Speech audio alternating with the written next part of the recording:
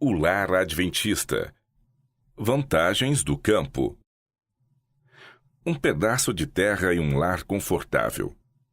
Sempre que possível, é dever dos pais estabelecer lares no campo para os filhos. Pais e mães que possuem um pedaço de terra e um lar confortável são reis e rainhas. Não considereis privação quando fordes chamados a deixar as cidades e mudar para o campo. Há ali ricas bênçãos à espera de que delas se apropriem. Segurança econômica. Repetidas vezes o Senhor tem instruído que nosso povo deve tirar suas famílias das cidades, levando-as para o campo onde podem produzir suas próprias provisões, pois no futuro o problema de comprar e vender será muito sério. Devemos começar agora a acatar a instrução dada inúmeras vezes. Sair das cidades para as zonas rurais, onde as casas não são aglomeradas e onde estareis livres da interferência dos inimigos. Conselho a um morador de cidade. Far-vos-ia bem pôr de lado vossas perplexidades e cuidados e procurar um retiro no campo, onde não há fortes influências para corromper a moral de um jovem. Não ficareis inteiramente livres, é certo, das contrariedades e cuidados no campo, mas evitareis muitos males e fechareis a porta ao dilúvio de tentações que ameaçam dominar o espírito de vossos filhos. Eles necessitam ocupação e variedade. A monotonia do lar deixa-os nervosos e inquietos, e eles têm caído no hábito de se misturarem com os garotos viciados da cidade, adquirindo assim uma educação de rua. Viver no campo lhes será benéfico. Vida ativa ao ar livre desenvolve a saúde tanto da mente como do corpo. Devem ter um jardim para cultivar, onde possam encontrar ocupação agradável e útil. O estudo de plantas e flores tende a melhorar o gosto e o discernimento, enquanto que a familiaridade com a bela e útil criação de Deus tem uma influência enobrecedora e refinadora sobre a mente, levando-a ao Criador e Senhor de todos. Bênçãos asseguradas aos moradores do campo. Nas profundezas da terra há bênçãos ocultas para os que têm coragem, disposição e perseverança para ajuntar seus tesouros. Muitos agricultores têm falhado em arrancar do solo adequado lucro, porque empreendem um trabalho como se ele fosse ocupação degradante. Não veem que há nele uma bênção para si e suas famílias. Trabalho que ativamente refina o caráter. No cultivo do solo, o obreiro ponderado descobrirá que se apresentam diante dele tesouros de que pouco suspeitava. Ninguém poderá ser bem-sucedido na agricultura ou na jardinagem sem a devida atenção às leis envolvidas nestes misteres. Devem ser estudadas as necessidades especiais de cada variedade de planta. Variedades diferentes requerem solo e culturas diferentes. De conformidade com as leis que regem a cada uma dessas variedades é a condição para o êxito. A atenção exigida na transplantação, para que nem mesmo a radícula fique estorvada ou mal colocada, o cuidado das plantinhas, a poda e a rega, o abrigo da geada à noite e do sol ao dia, a remoção das plantas daninhas, das doenças e pragas de insetos, a disposição geral, todo esse trabalho não somente ensina lições importantes relativas ao desenvolvimento do caráter, mas é em si mesmo um meio para aquele desenvolvimento. O cultivo da cautela, paciência, atenção aos detalhes, obediência às leis, transmite um ensino muitíssimo essencial. O contato constante com o mistério da vida e o encanto da natureza, bem como a ternura suscitada com o servir a estas belas coisas da criação de Deus, propendem a despertar o espírito, purificar e elevar o caráter. Deus instruirá e ensinará. Aquele que ensinou Adão e Eva no Éden a cuidar do jardim gostaria de instruir os homens hoje. Há sabedoria para aquele que maneja o arado e planta e semeia a semente. A terra tem seus tesouros escondidos, e o Senhor gostaria de ter trabalhando o solo milhares e dezenas de milhares que estão aglomerados nas cidades à espera de uma oportunidade para ganhar uma bagatela. Os que tomam suas famílias e as levam para o campo colocam-nas onde terão menos tentações. Os filhos que se acham na companhia de pais que amam e temem a Deus estão em todo sentido melhor situados para aprender do grande mestre, o qual é a origem e fonte de sabedoria. Têm eles oportunidade muito mais favorável de se tornarem aptos para o reino do céu. Plano de Deus para a terra de Israel.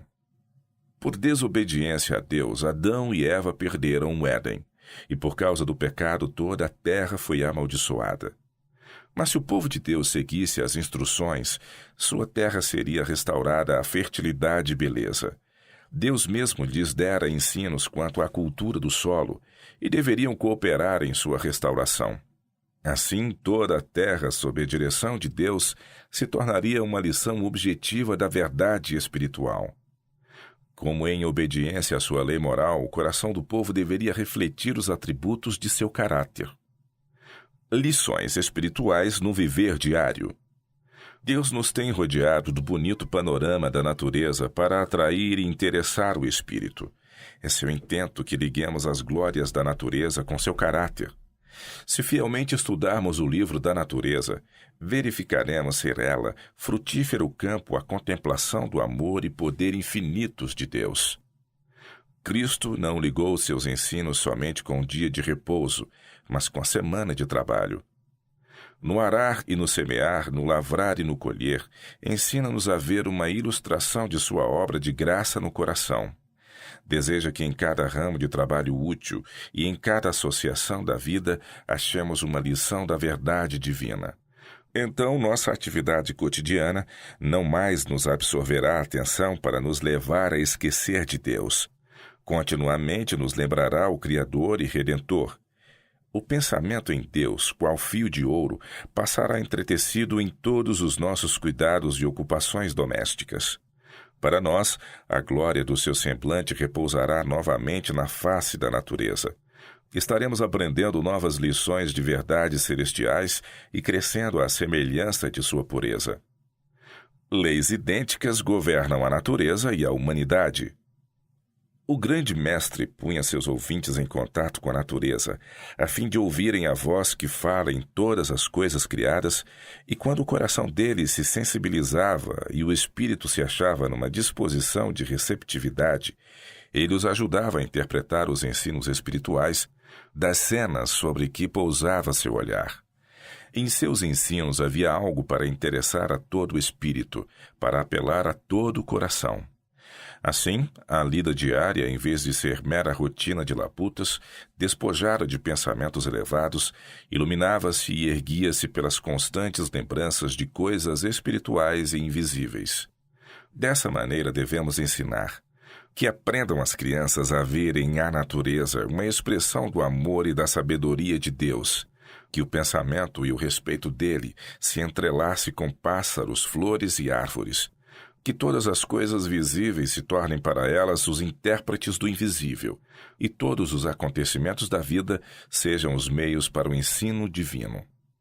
Aprendendo elas assim as lições que há em todas as coisas criadas e em todas as experiências da vida, mostrai que as mesmas leis que dirigem as coisas na natureza e os fatos da vida são as que nos governam, que foram dadas para o nosso bem, e unicamente na obediência às mesmas podemos encontrar a verdadeira felicidade e êxito.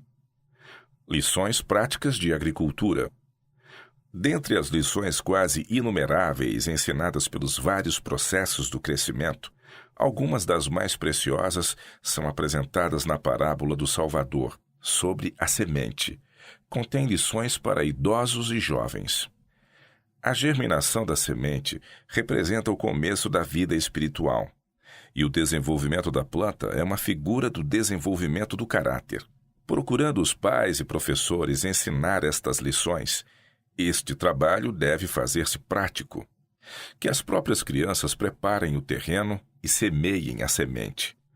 Enquanto trabalham, o pai ou o professor pode explicar o jardim do coração, com a boa ou má semente ali semeada, e mostrar que, como o jardim deve ser preparado para a semente natural, assim deve o coração ser preparado para a semente da verdade. Ninguém se estabelece em um trecho de terra inculta com a expectativa de que de pronto ela forneça uma colheita. Deve empregar no preparo do solo um trabalho diligente, perseverante, bem como na semeadura e cultura da plantação. Semelhantemente, deve ser na semeadura espiritual. Hábitos errôneos como erva daninha. Sendo possível, a casa deve ser fora da cidade, onde as crianças possam ter terreno para cultivar.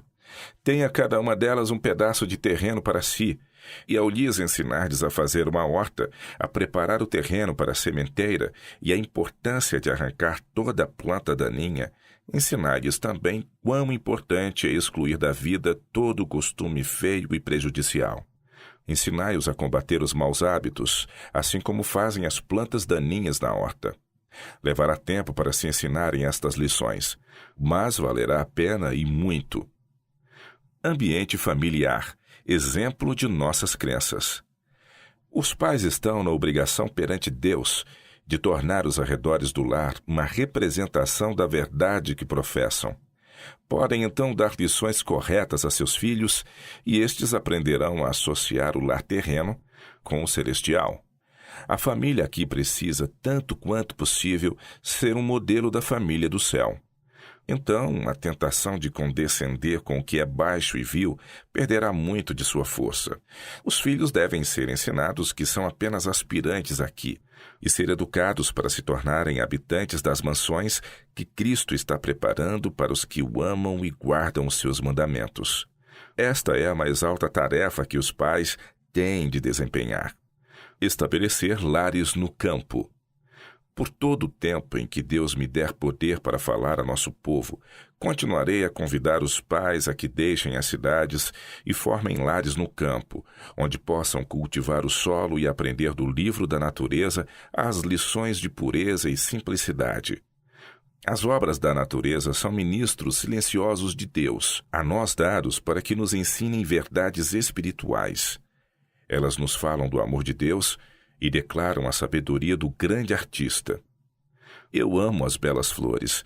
Elas são lembranças do Éden, apontando o bendito país em que, se formos fiéis, logo entraremos. O Senhor me está guiando a mente para as salutares propriedades das flores e árvores.